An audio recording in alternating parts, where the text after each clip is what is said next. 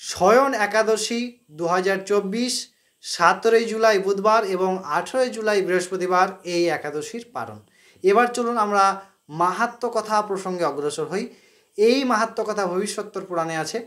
যুধিষ্ঠির কৃষ্ণ সংবাদে যুধিষ্ঠির কৃষ্ণকে প্রশ্ন করলেন, হে কৃষ্ণ, আষাঢ় মাসের শুক্লপক্ষের যে একাদশী, সেই একাদশীর নাম কি এবং তার মাহাত্ম্য কি, আপনি করুণাপূর্বক আমাকে বলুন। ভগবান কৃষ্ণ অত্যন্ত প্রসন্ন হন। কেন হন না, যখনই আমরা ধর্মসম্মত প্রশ্ন করি, আমরা স্বাস্থ্যসম্মত প্রশ্ন করি, আমাদের কল্যাণ সম্বন্ধীয় প্রশ্ন করি, তখন ভগবান প্রসন্ন হন। তাই এই একাদশী আমাদের কল্যাণ সম্বন্ধীয় প্রশ্ন এবং ধর্ম সম্বন্ধীয় প্রশ্ন, তাই কৃষ্ণ অত্যন্ত প্রসন্ন হলেন। প্রসন্ন হয়ে বললেন, এই যে মাহাত্ম্য কথা আমি তোমায় বলবো, এই কথা ব্রহ্মা নারদকে বলেছিলেন এবং ইহা অনেক প্রাচীন পৌরাণিক কথা, তুমি শোনো। ব্রহ্মা নারদকে বলেছিলেন অনেক দিন আগে। ব্রহ্মা বলছেন নারদকে যে, হে নারদ, এই জগতে মধ্যে সর্বশ্রেষ্ঠ এবং সবচেয়ে পবিত্র, সর্বপাপ বিনাশকারী এবং সর্বসিদ্ধি প্রদানকারী এই ব্রত, যে ব্রত তার নাম হলো একাদশী ব্রত।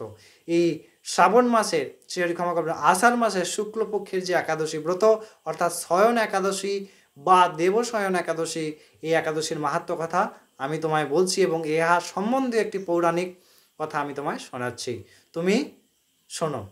নারদকে বলছেন ব্রহ্মা, কিনা অনেক বছর আগে সূর্য বংশে মানধাতা নামে একজন রাজা ছিলেন।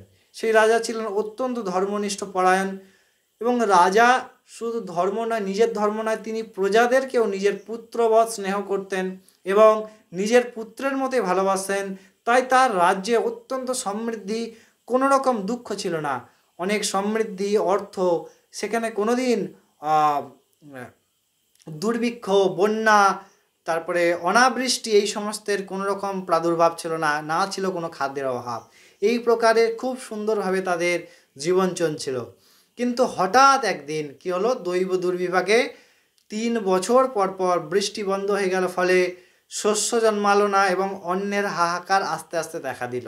তখন সমস্ত প্রজাগণ মহারাজের কাছে আসলেন, এসে প্রার্থনা করলেন যে, হে মহারাজ, এই যে অনাবৃষ্টি, ইহা অত্যন্ত অশুভ লক্ষণ এবং এই যে জল, এই জলকে কি বলা হয়, সাক্ষাৎ নারায়ণ বলা হয়।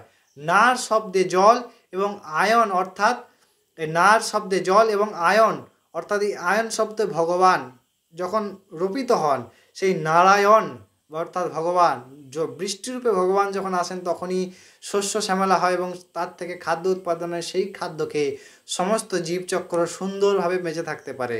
কিন্তু কি প্রকার কারণে এই দুর্বিপাক আমরা কিছুই বুঝতে পারছি না। তখন তিনি ব্রাহ্মণদেরকে প্রশ্ন করলেন, তিনিও বুঝতে পারলেন না।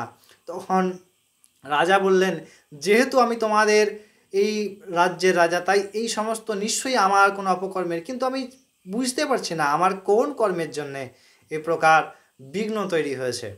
এরপরে কি করলেন না, সেই রাজা অর্থাৎ মানধাতা ব্রাহ্মণ যারা ছিলেন তাদেরকে প্রণাম করলেন, তাদেরকে প্রদক্ষিণ করলেন এবং কিছু সৈন্য নিয়ে বের হলেন এই প্রশ্নের উত্তর খোঁজার জন্য।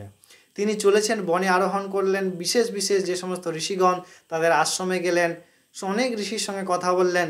এরপরে হঠাৎ একদিন ব্রহ্মার মহা তেজস্বী পুত্র ঋষি অঙ্গিরার সঙ্গে দেখা হলো এবং অঙ্গিরার সঙ্গে দেখা হতেই তিনি প্রণাম করলেন।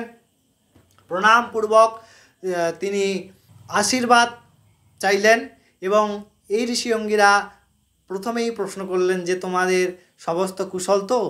যেই কুশলতার প্রশ্ন করলেন, তখন তিনি সমস্ত বৃত্তান্ত বললেন যে, আমি সর্বপ্রকার ধর্ম চলা সত্ত্বেও এই প্রকার বিঘ্ন, অর্থাৎ এই যে ধরুন আমরা ধর্মপথে চলি, তার সত্ত্বেও বিঘ্ন আসে। এর কারণটি হলো যে আমাদের এই জন্মে না, আমাদের অনন্ত জন্মের কর্ম থাকে, যাহা সুখ এবং দুঃখ রূপে আসে। কিন্তু ভগবত ভজনই একমাত্র বিষয় যার দ্বারা আমি সুখ দুঃখ সমস্ত কিছু কাটতে পারি। সুখ দুঃখ সময়ে কৃত্যা লাভালাভ জয়া জয়, এই স্থিতি প্রাপ্তি হয় কেবলমাত্র ভগবত ভজনে। তাই ঋষি সমস্ত কিছু বৃত্তান্ত শুনলেন এবং শুনে বললেন, চিন্তা করার কোনো প্রসঙ্গ নেই, ভগবানের অহৈতুকী করুণা, তিনি যেমন দুঃখে প্রদান করেছেন তোমাদের কর্ম অনুযায়ী, তেমন তিনি এর পরিবর্তে সুখেরও বিধান করতে পারেন।